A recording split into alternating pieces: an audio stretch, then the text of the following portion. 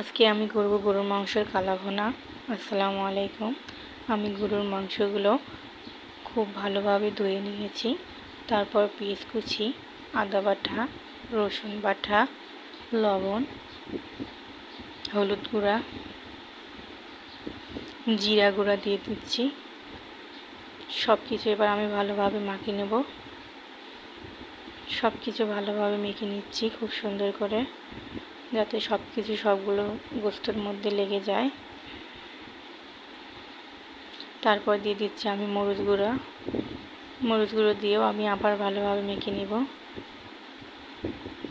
আমি অল্প অল্প করে সব মশলা দিব আর এভাবে মাখতে থাকবো। মরিচ গুঁড়ো দিয়ে মাখা শেষ হয়ে গেলে আমি গরম মশলার গুঁড়ো দিয়ে দিচ্ছি।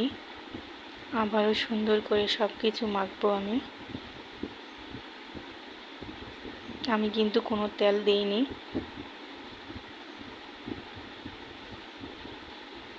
সব কিছু সুন্দর করে মাখা হয়ে গেলে আমি কিছুক্ষণের জন্য ঢেকে রেখে দিচ্ছি।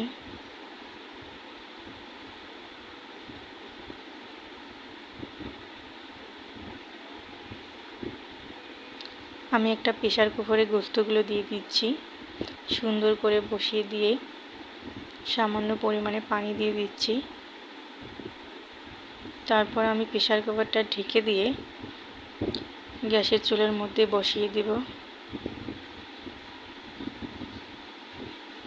আমি কিন্তু এখনো কালি জিরা দিইনি। আমি 4টা শীষ দিয়ে নিচ্ছি। 4টা শীষ দেওয়ার পর আমি কালি জিরাগুলো দিয়ে দিব। একটু পানি দিয়ে দিব। আবার সুন্দর করে সব কিছু অ্যাডজাস্ট করে নিচ্ছি।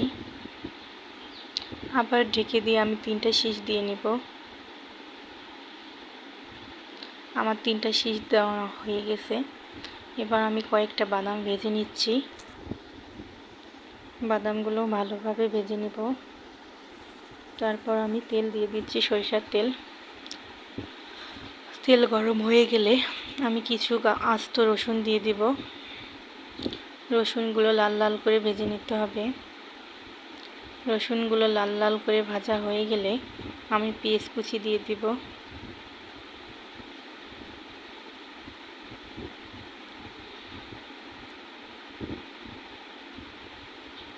পেঁয়াজ কুচি লাল লাল করে ভেজে নেব একটু সময় নিয়ে।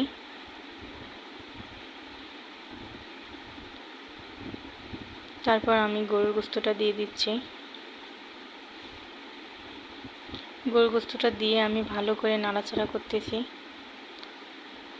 আর মিডিয়াম হিটে রেখে আমি সব কিছু ভালোভাবে ভেজে নেব। তারপর আমি ভেজে রাখা বাদামগুলো দিয়ে দিব।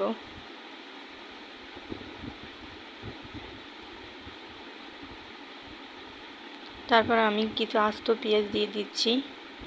আমি গরম মশলার গোটাল দিয়ে দিয়েছি।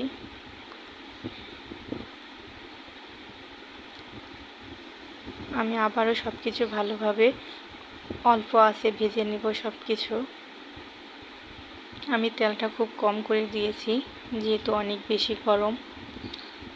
আমার সব কিছু ভাজা হয়ে গেছে, তাই আমি এবার নামিয়ে নিচ্ছি। দেখতে অনেক সুন্দর হয়েছে। এবার আমি গরম ভাতের সাথে একটা লেবু দিয়ে খাবো। গরুর কালা ভুনাটায় অবশ্যই আপনারা বাদাম দিয়ে রান্না করার চেষ্টা করবেন। আল্লাহ হাফেজ, সবাই ভালো থাকবেন।